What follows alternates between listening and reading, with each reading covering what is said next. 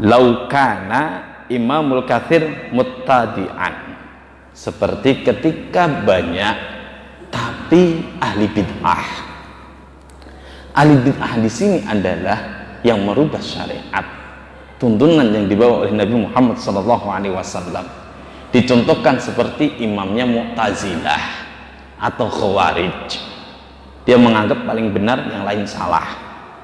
Kalau masalah baca Al-Quran di momen tertentu, apakah merubah? Ya, tidak. Tahlilnya juga sama, la ilaha illallah.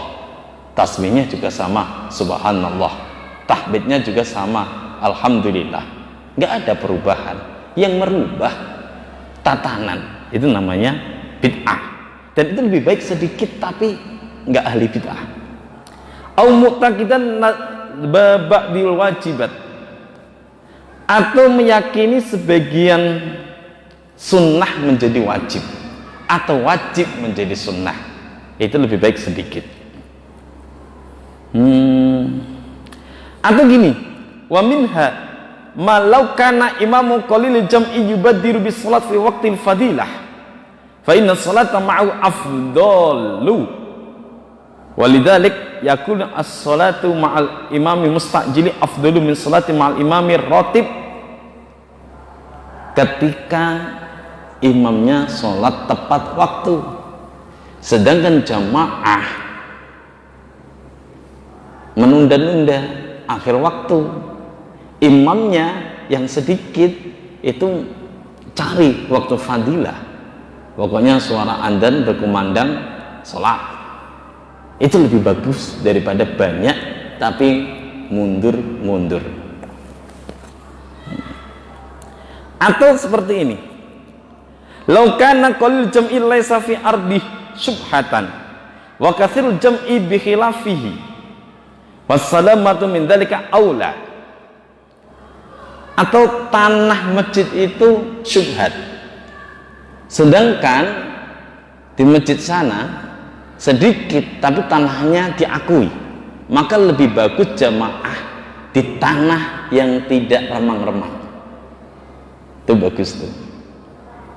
Masjid tanahnya masih dalam tanda kutip nggak tahu pemiliknya siapa, sedangkan di sana sudah jelas, maka yang paling baik adalah yang sudah jelas walaupun jamaahnya sedikit.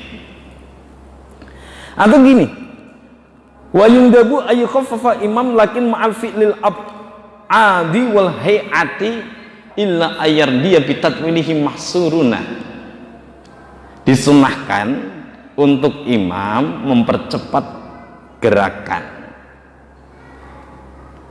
dengan melakukan sunnah apa'at dan juga melakukan sunnah hay'at.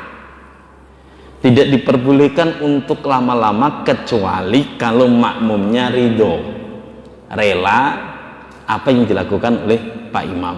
Tapi kalau imam makmumnya nggak ridho, lebih bagus cepat langsung. Kira-kira seperti itu.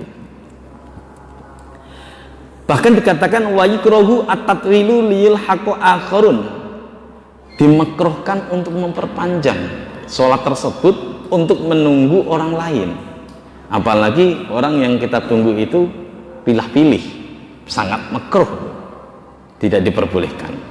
Tapi ada yang diperbolehkan, na'am, law ahassa al-imamu fi ruku'in atasyahudi akhirin bidakhili mahallil sholati muridan al-iqtida bihi sunnah intidaru lillah illam yuballik fil tingdori walam yumaziz bainal dakhilaini wa illa kuriha.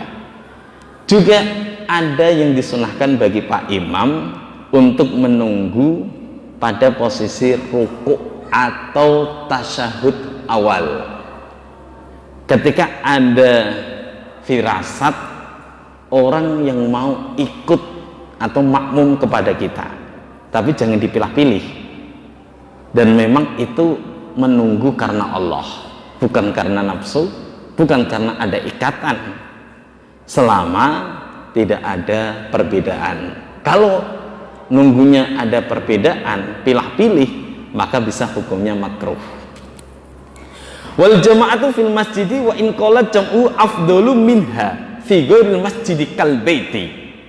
Jamaah di masjid walaupun jamaahnya sedikit itu lebih utama daripada di luar masjid seperti rumah kal baiti. Karena masjid memang digunakan khusus alat takwa, dasarnya itu kuat takwanya. Kata Nabi Muhammad SAW, sallu ayyan nas fi buyutikum, salatlah kalian wahai masyarakat di rumah masing-masing. Fa inna afdhalus salati salatul mar'i fi baitih. Sesungguhnya lebih utama salat seseorang itu di rumahnya. Illal maktubata, kecuali salat fardu. Kalau salat fardu sunnahnya di masjid, qobliyah, ba'diyah sunnahnya di rumah Pak, utamanya. Tapi biasanya berat kalau di rumah, enaknya di masjid. Ya nggak masalah. Sehingga jangan jadikan rumah kita sebagai kuburan. Sinarin dengan bacaan Al-Quran, berikan penerangan dengan sholat-sholat sunnah kita, termasuk sholat tahajud.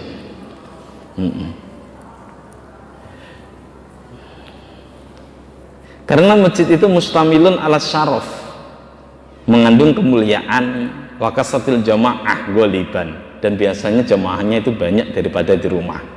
Yang paling penting adalah idharus syiar, untuk memperlihatkan syiar Islam. Na'am yukrahu li dawatil hayati hudurul masjid ma'ar rijal, dimakruhkan bagi perempuan sholat di masjid dengan posisi gemulai. Dawatil hayat, yang cari sensasi, minta perhatian supaya dilihat dan menimbulkan fitnah, itu makruh. Tapi sebagian ulama besar itu sepakat bahwa perempuan sholat jamaah tetap sunnatun mu'akkadatun, sunnah mu'akkad.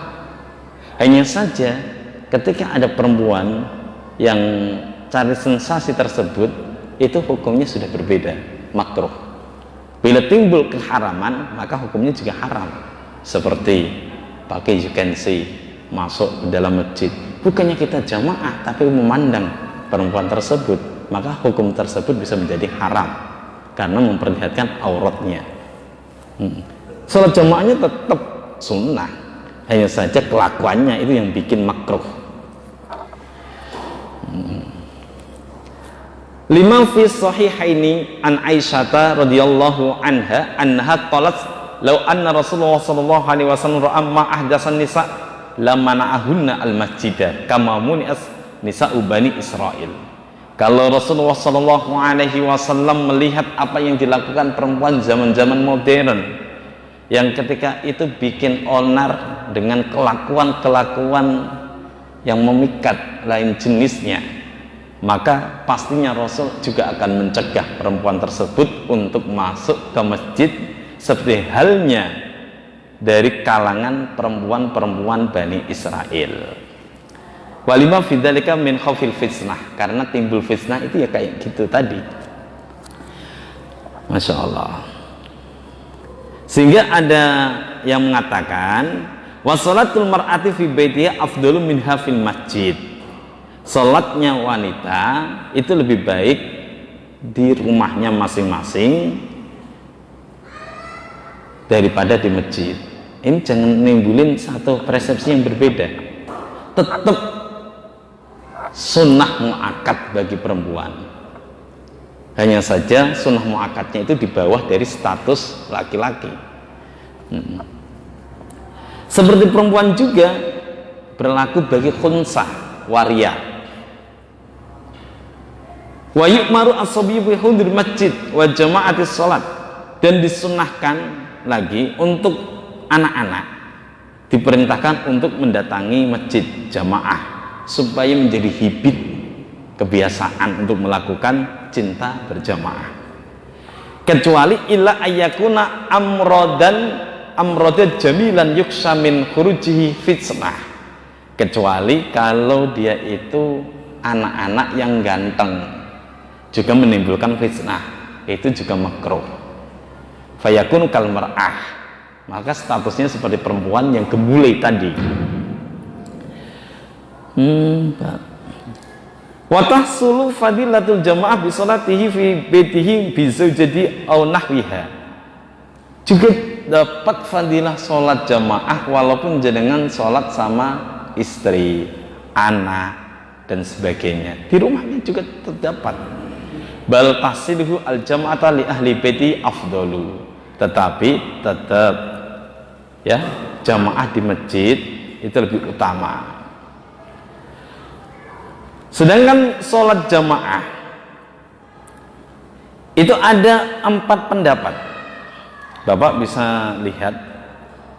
Yang pertama mengatakan sunnatu ain menurut Musonef dan Imam Rafi'i, yaitu sunnah mu'akkad. Bila tidak dilakukan ya nggak masalah, dilakukan pahalanya besar.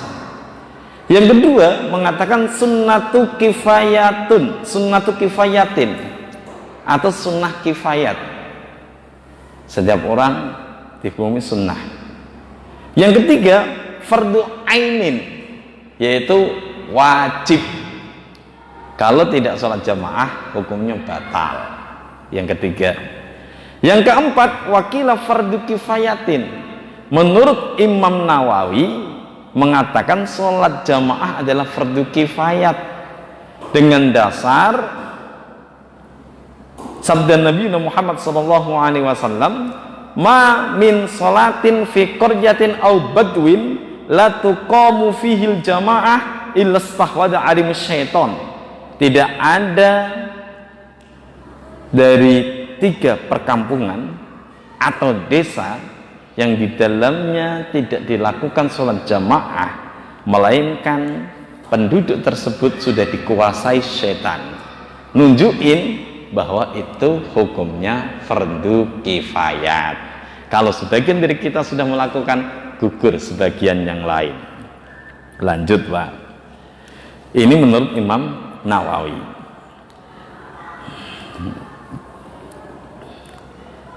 Yang dilakukan sholat berjamaah itu kan termasuk sholat 5 waktu. Terus Idul Fitri yang sholat sunnah, Idul Adha, gerhana matahari, gerhana rembulan, sholat istisqa, minta hujan, sholat tarawih, dan masih banyak lagi. Sedangkan andekan sholat duha, sholat qobliyah, ba'diyah, ataupun sholat-sholat yang tidak disunahkan jamaah, itu dikatakan, ada yang mengatakan khilaful aula, ada yang mengatakan sunnah ketika menjadi pendidikan anak-anak, untuk mengajarkan anak-anak. Kamakola berada di kitab Buqiyatul Murtasyidin. Itu kalau tujuannya untuk mengajarkan anak-anak supaya tahu tata caranya, itu hukumnya sunnah. Tapi kalau tidak, hukumnya menjadi khilaf.